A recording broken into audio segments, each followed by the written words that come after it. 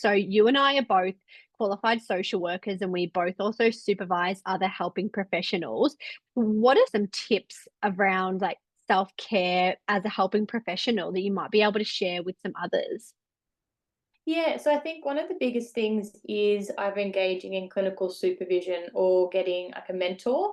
I've also done the mentoring program with the ASW, and I think it offers you a place to go and be able to talk about the work you're doing in a safe, confidential place, but also you're talking to someone that has lived experience doing the same work or similar work.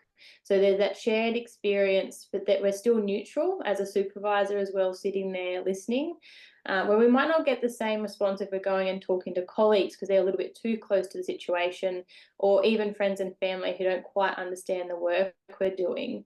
And I think there's not enough emphasis put on being able to vent to another person about our experiences and how helpful that can be.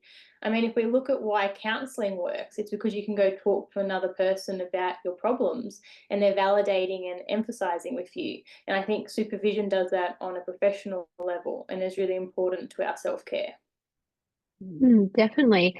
And from what I've seen from helping professionals that I supervise, when they have supervision provided in the workplace, sometimes it could be difficult to navigate any unique challenges in that workplace. Say, for example, if the helping professional has maybe a difference of opinion to their supervisor who also provides a supervision, it can be a difficult space to navigate that. So sometimes having an outsider, so an external supervisor, adding a different lens or different perspective to that situation can definitely be helpful in managing some of those conflicts or some of those difficulties in the workplace. Do you think, Jordan? Yeah.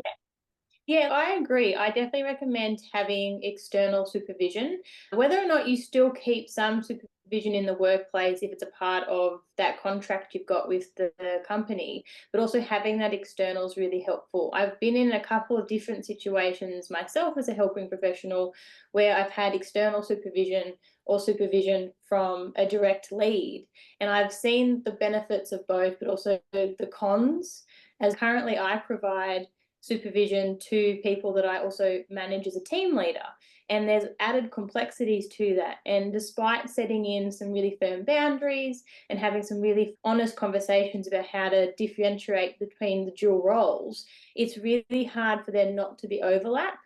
And if something goes wrong, then that's when that relationship can come really strained. So if everything's working well, it can work well. But should something happen, then it just all gets really messy and you don't have that person you can go to and just talk to, because that person's also then your team leader, or they're within the workplace and they're seeing the same situation from a different perspective. And like you said, they might have a different opinion as well. You raised some really amazing points, and clinical supervision is a huge part of self care.